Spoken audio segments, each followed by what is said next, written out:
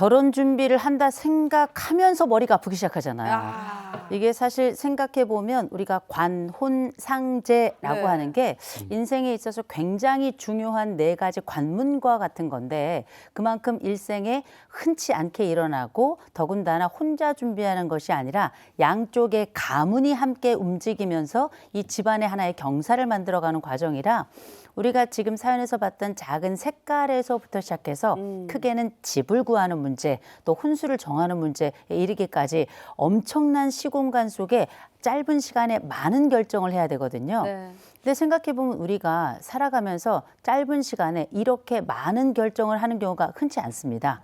더군다나 수많은 사람들의 취향과 수많은 사람들이 가지고 있는 돈 문제, 또 관계의 문제, 또 이 사람들의 취향의 문제, 더 나아가서는 이게 과연 미래 상황에도 적합한가에 대한 미래에 대한 예측까지 함께 들어가야 되기 때문에 사실 대단히 높은 스트레스를 유발하는 사건인 건 확실하고요.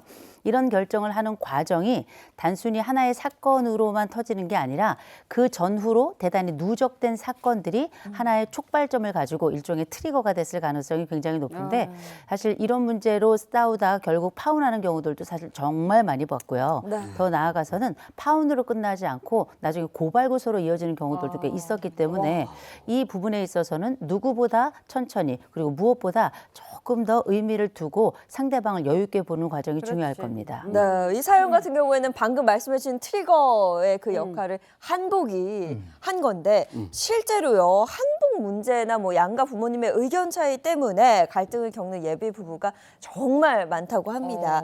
최근 본인의 결혼식에서 화려한 한복을 입겠다고 하는 어머니 때문에 고민이라는 한 예비 신부의 사연이 얼마나 화려하게. 화제가 색동, 됐는데요. 색동저고리. 아, 이 신부 어머니는 캉캉치마. 방위의 캉캉치마 형태의 가장 화려한 한복을 고집하면서 그럴 수 있어. 내가 주인공이다. 야. 내가 제일 예쁘게 보여야 한다. 이런 말까지 했다는 사연이 온라인 커뮤니티에 공개되면서 화제가 되기도 했습니다. 이야. 아, 그 시어머니가 결혼하시는 거예요? 근데 이거 어머니가 결혼식 아닌데 아, 그게 아니야. 아닌데. 캉캉치마를 캉캉치마. 어머니 아. 그렇게 튀고 싶은 거죠. 다시 결혼하시는 게 아니죠? 네.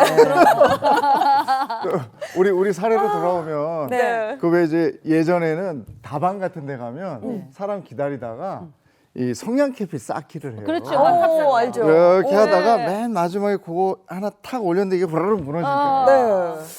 그런 건 것 같아. 지금 이 한복 색깔이 그런 거 아닐까요?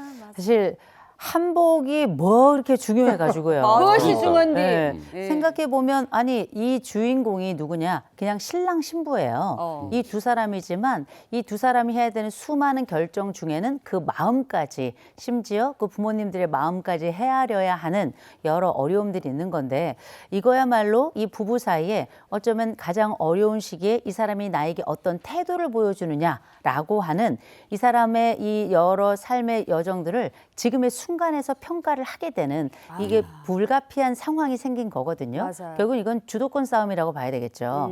주도권 싸움이라고 하는 게 지금 이렇게 위기 상황이고 스트레스가 서로 많을 때 이 정도 양보를 안 해준다면 이 사람이 나와 함께 살아갈 그 긴 여정을 함께 할 수 있겠는가라고 하는 건데 생각해 보세요. 이 짧은 순간에 스트레스가 생겨나는 순간이 인생에 계속 있는 건 아니거든요. 맞아요. 아닌데도 불구하고 우리는 이 지점이 가장 많은 것을 평가할 수 있는 기회다라고 생각을 하는 겁니다. 이건 완벽히 착각이에요. 그리고 지금 이 사례 같은 경우는 한복으로 촉발됐지만 이 촉발된 사건을 통해서 우리는 양쪽에 하나씩을 보게 되죠.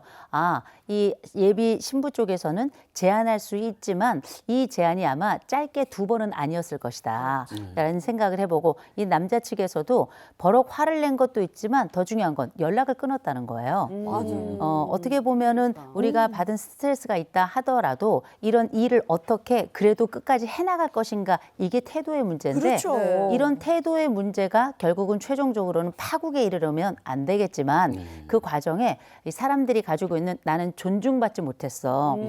그리고 이 결혼의 주도권은 내가 가지고 있어. 이것에 대한 경쟁 구도가 형성된 건데 이 경쟁 구도는 제가 볼 때는 불가피하지만 때로는 굉장히 불필요하기도 합니다.